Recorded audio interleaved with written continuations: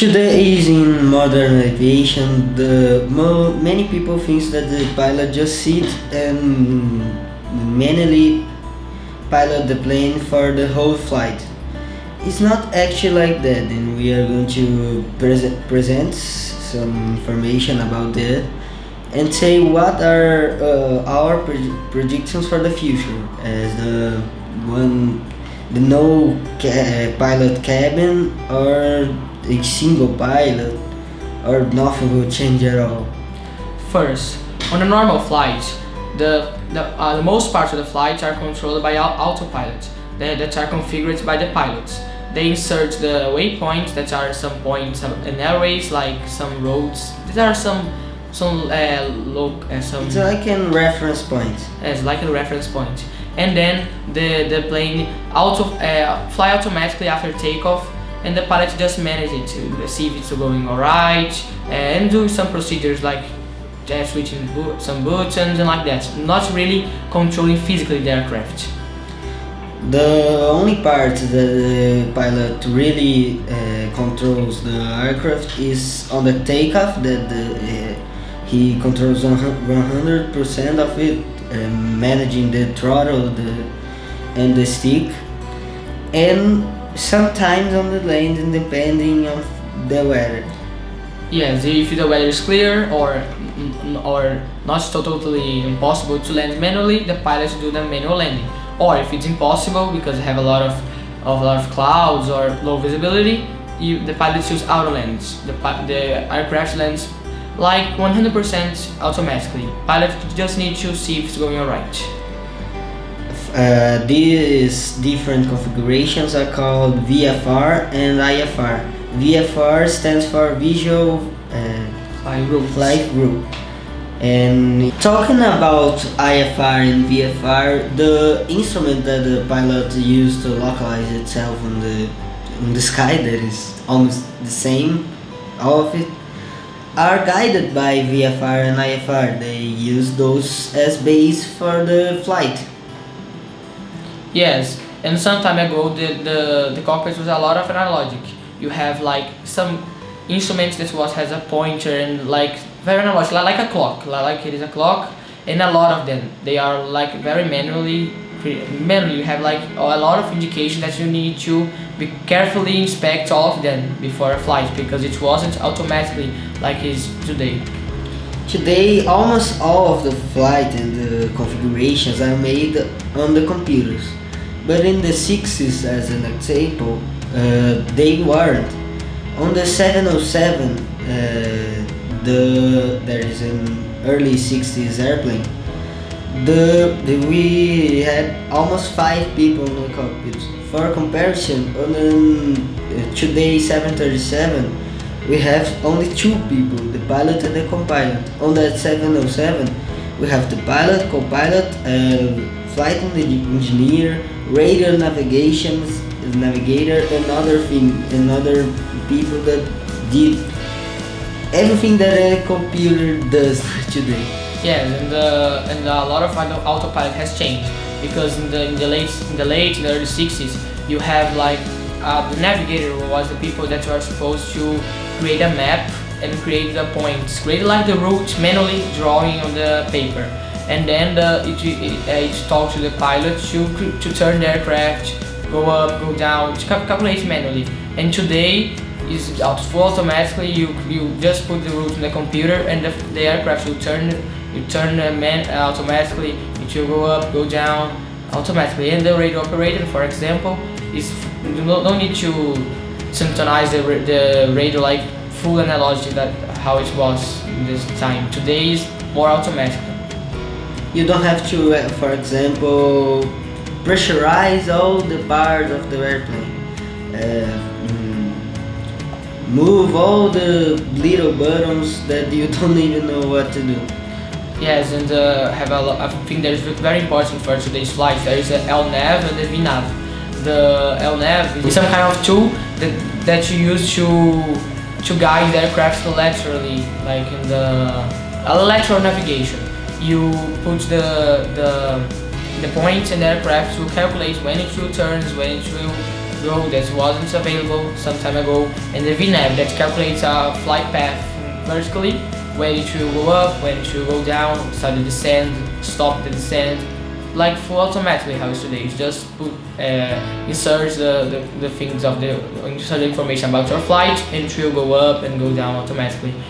The time ago you need to calculate manually the altitude.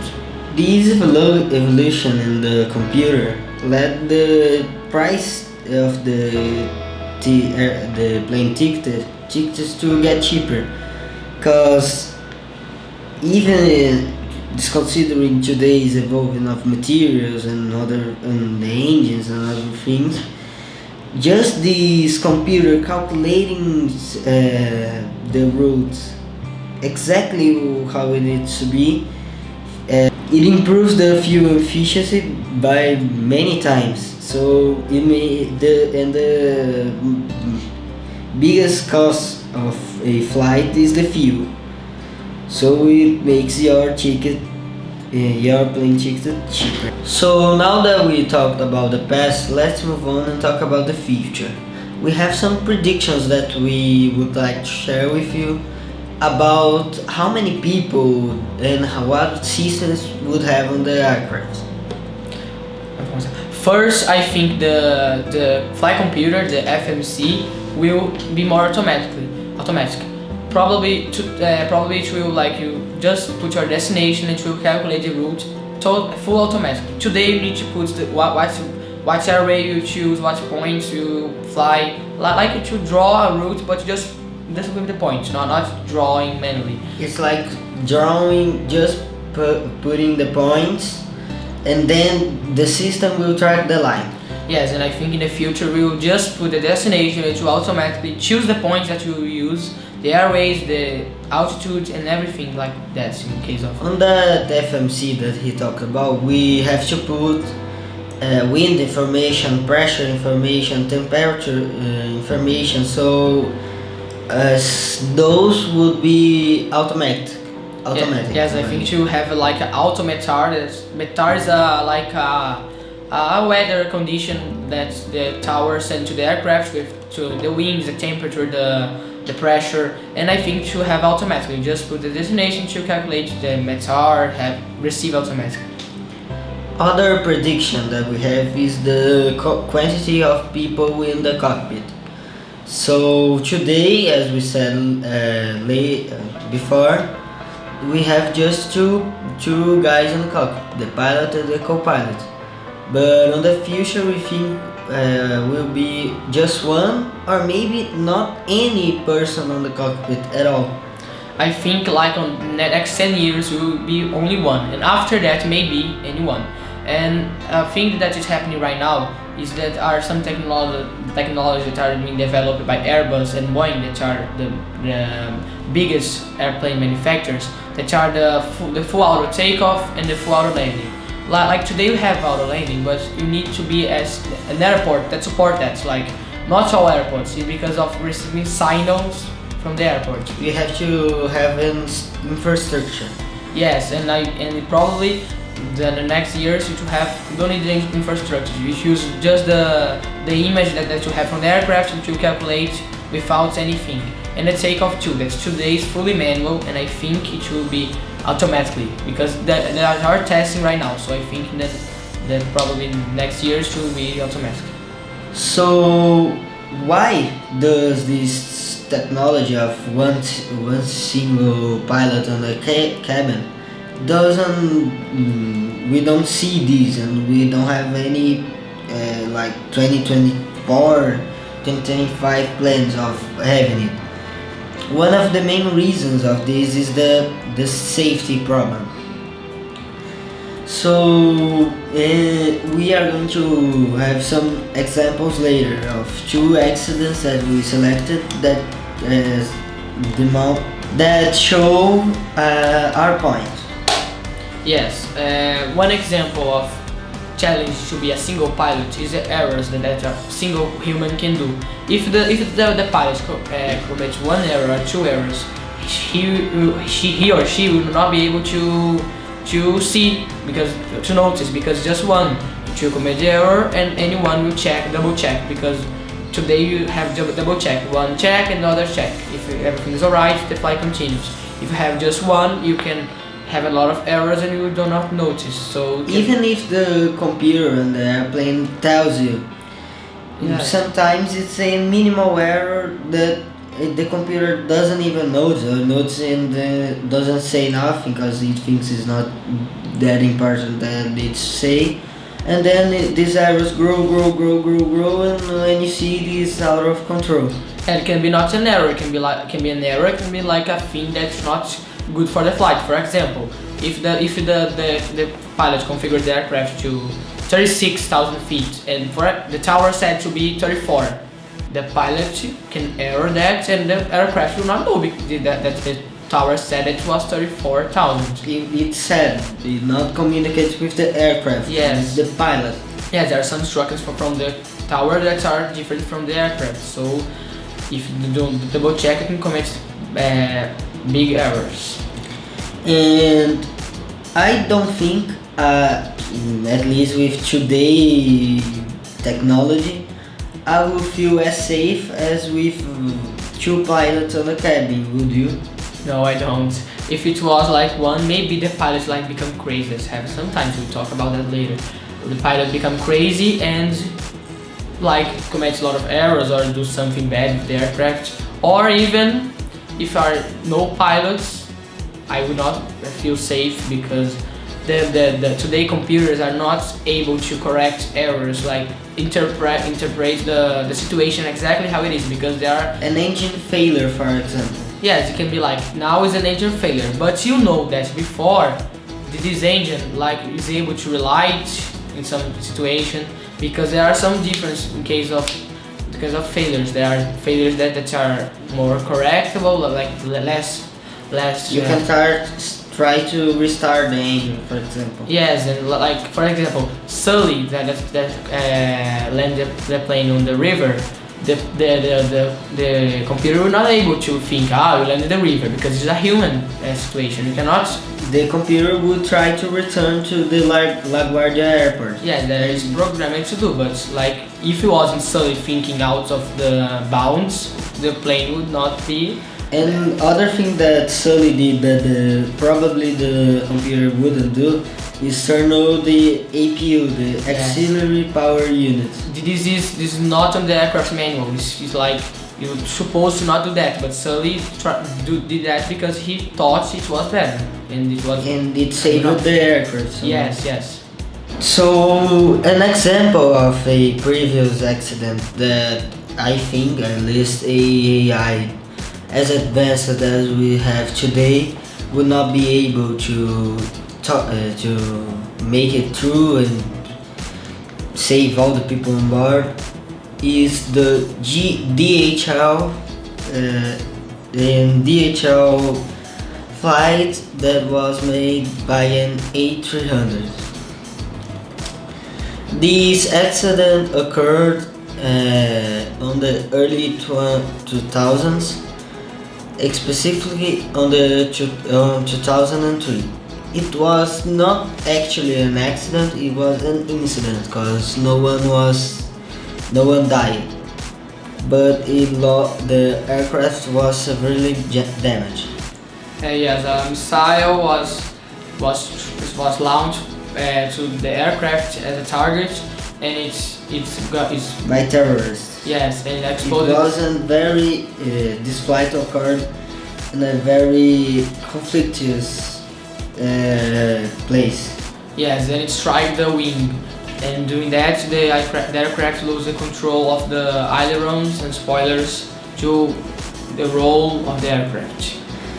So the aircraft didn't have any kind of control except the thrust on the engines. Yeah.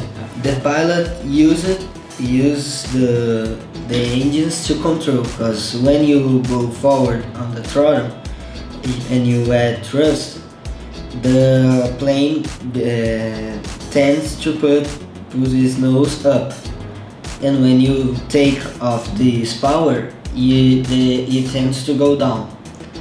So by doing this and combining this with a differential thrust that moving one lever and putting more thrust in one engine than the other, he managed to came back to the airport and land safely. Yes, and this was another case like that, but was caused by a problem on the stabilizer. It was a depressurization that a DC-10 had while it was flying. The aircraft lost all the hydraulic systems and it was like uncontrollable, except for the throttle too. And the pilots again tried to land the aircraft using just the throttle, pull it up, pull it down, and using differential throttle inputs. But this accident it was an accident because it killed some people on board, because when it was landing it lost the control a few meters from the runway and crashed, killing a few people but not all of them. The pilot of this accident managed to get some people alive. Yes, and yeah, probably AI wouldn't do that. So this is the problem here. We are talking about a single or no pilot's cabin, but what if we didn't have a pilot and just a computer in those situations? Maybe the AI wouldn't be able to figure that you need to use differential thrust, or on the previous case that we said of the Sully, the AI wouldn't turn on the APU, for example.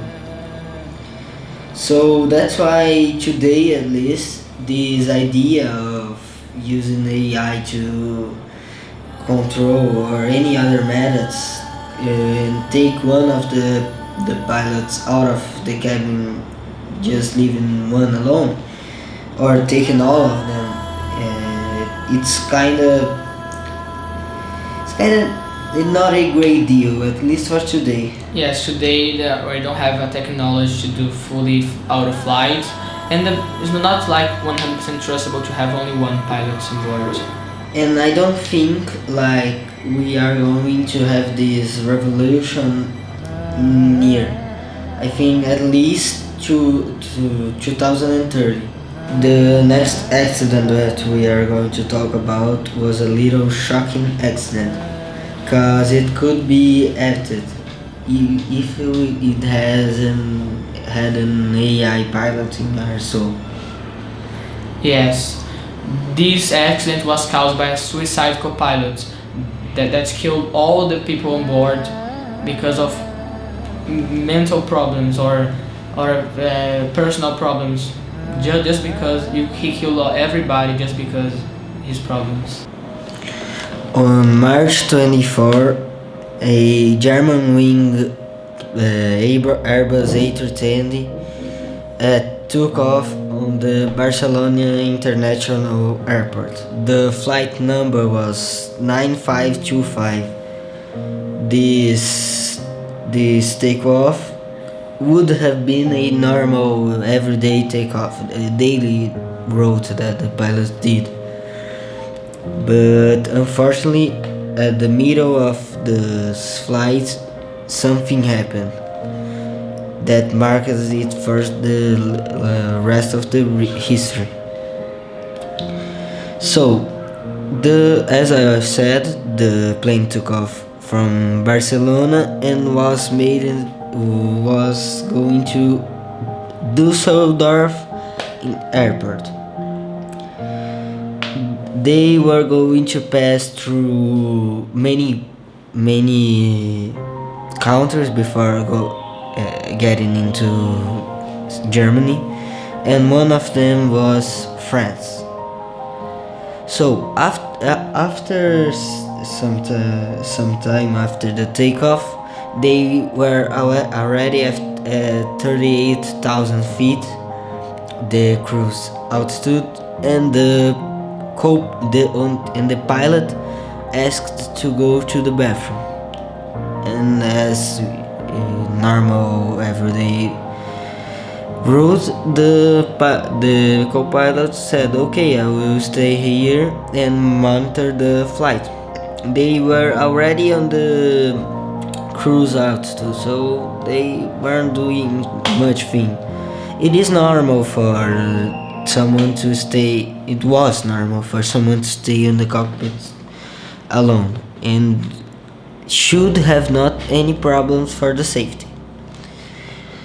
But in this case, as they got into, as the co-pilot assumed the plane, he locked the pilot out of the cockpit, because after the 9/11 attacks, all the doors were completely locked, and if the pilots wished to, they could just lock the door and lock everyone out. So the door was impenetrable. The bullets from a gun couldn't make it through. So it was basically impossible to get on the cockpit if the pilot did not want you to get it. As the pilot leaves the cockpit and leave the co-pilot alone, the co-pilot locked the door, making the pilot locked out of the cockpit for the rest of the flight. After locking the pilot off, she selects 100 feet as the autopilot and start a high descent rate. After some time, the pilot get off of the toilet and tried to enter, but he discovered that the door was locked. He asked the co-pilot to enter more than 6 times until the aircraft disappeared. After trying and don't get any answer, he started aspirating and started kicking and punching the door with no luck. Marseille Center tried to contact the aircraft many times, got no answer. Even the French Air Force tried to contact it too, and again anyone responded. The pilot kept trying to enter until the last moment of the flight, and it was at 6:41 and 6 seconds that the aircraft crashed, killing all the 150 people on board. There was any chance to survive.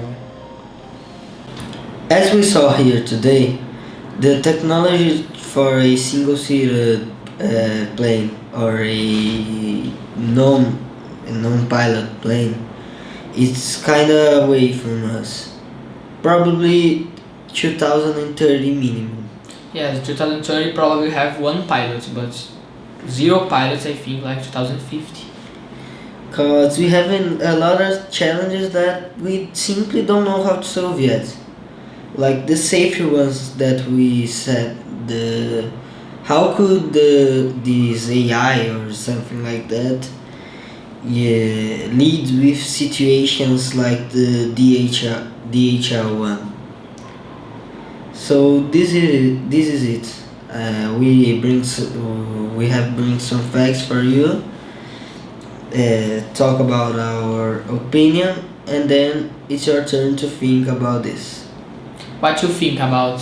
You think it will be 2030, 2050? You think it to really have 0 pilots? Would you trust a plane with no pilots? This is it. Thank you for watching, and bye.